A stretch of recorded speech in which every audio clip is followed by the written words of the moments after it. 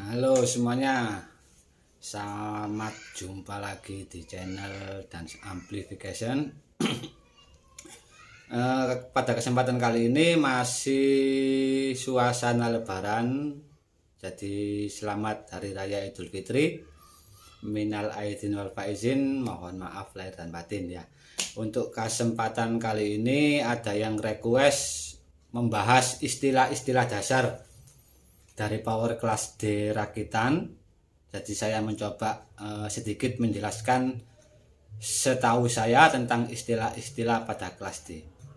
Oke, kita coba lihat skematiknya. Skematik dasar yang mencoba untuk sedikit menjelaskan setahu saya agar bisa mudah dipahami istilah-istilah dasar tersebut. Oke. Ini pertama kita coba ambil skematik dari Power Class D900 ya, dari detek yang ditulis ulang oleh Pak Kartino Surodipo. Jadi ini skematiknya. Untuk istilah-istilah dasarnya ada beberapa. Untuk yang pertama itu ada komparator. Nah, komparator ini perbandingan dari trigger osilator self osilator yang dibentuk dari rangkaian RC ini, itu akan dibandingkan dengan op-amp, dibandingkan dengan sinyal audio yang masuk dengan sinyal self osilasi tersebut. Bentuknya gergaji ini ya, yang akan dibandingkan dengan signal audio yang masuk oleh sebuah op-amp yang nantinya akan menjadi signal yang digital atau si pulse width modulation PWM yang akan diumpankan ke level shifter dan berikutnya. Untuk yang kedua itu ada level shifter. Level shifter ini untuk merubah referensi yang dibutuhkan dari IC gate driver, yaitu referensinya kan main VCC. PSU biasnya itu mainnya akan gandeng ke main VCC, jadi referensinya itu main VCC.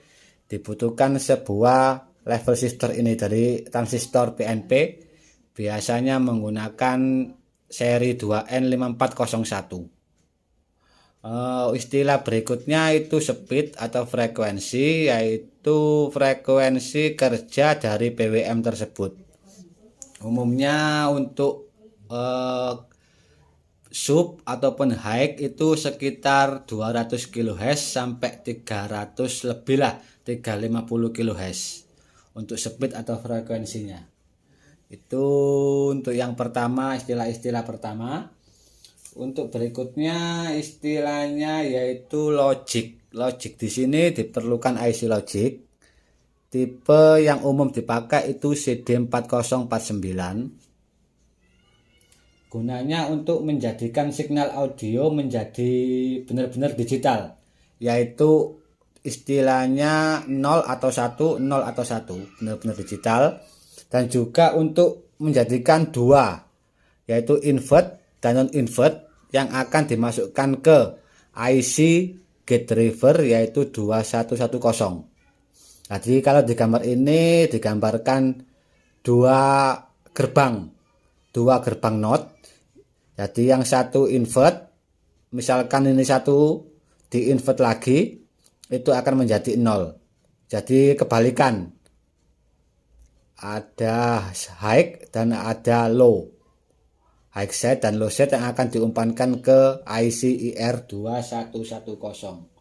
Untuk gate driver ini sebutan dari IR2110, gunanya untuk mendrive MOSFET kapan waktu on ataupun off, berdasarkan on off-nya dari PWM tadi. Itu dari gate driver. Sedangkan untuk berikutnya itu setelah gate driver ada totem yang umum dipakai. Totem yang umum dipakai ini biasanya pakai seri BD series, BD130, BD140. Gunanya untuk memperingan kerja IC.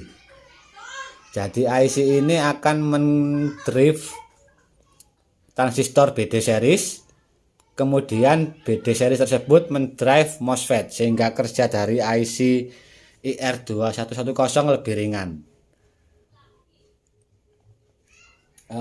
Untuk totem pole tadi itu juga berfungsi untuk mengosongkan atau mengisi cas discharge muatan dari MOSFET tersebut.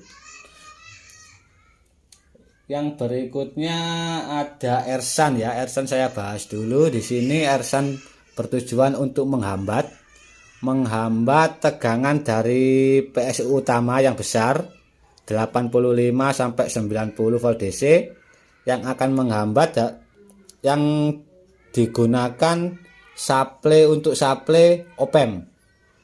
Jadi dihambat dulu dengan R minimal 2 watt, bisa sampai 5 watt, kemudian designer.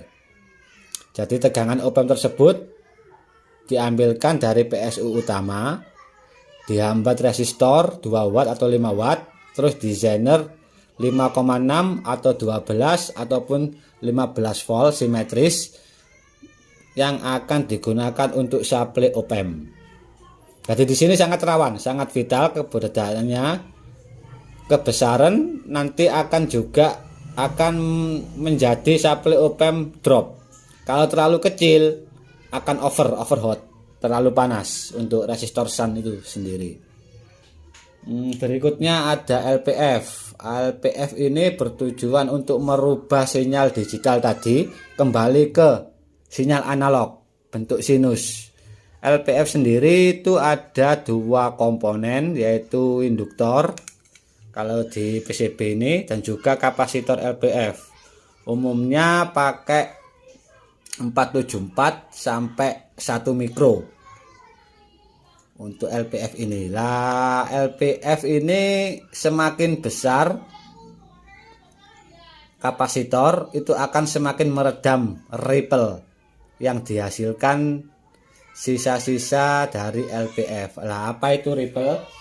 Ripple ini bisa disebut kotoran atau riak ataupun noise yang nggak bisa terfilter oleh LPF. Jadi bisa dibilang noise. Di situ di grup ada batasan, jadi maksimal 3 volt peak to peak. Itu bisa diukur dengan osiloskop ya. 3 volt peak to peak itu batas maksimal. Jadi kalau terlalu besar bisa membahayakan speaker. Magnetnya akan terlalu panas. Berikutnya ada Zobel. Zobel ini enggak cuma ada di power kelas D. Jadi Zobel ini sangat penting di semua power. Ini saya gambarkan Zobel ini ya. Ada resistor 10 ohm 2 watt atau biasanya 5 watt, dan juga ini disebut 100 nano 104. Bertujuan untuk menstabilkan output terutama pada frekuensi tinggi dan juga mencegah osilasi terutama tanpa beban. Lah Zobel network ini enggak cuma di kelas D ya, di power SOCL itu juga ada, karena memang tujuannya meredam osilasi yang terjadi, terutama kalau dipakai buat frekuensi tinggi itu rawan osilasi. Mungkin dari sini cukup dari istilah-istilah yang umum dipakai pada kelas D rakitan di Indonesia ya. Untuk berikutnya saya akan menjelaskan setiap istilah-istilah itu tersebut apa. Jadi sekian dulu, semoga bermanfaat untuk memahami istilah-istilah yang banyak disebut di grup-grup Facebook, terutama grup kelas D Next Generation Amplifier. Semoga membantu, kurang lebihnya mohon maaf. Terima kasih.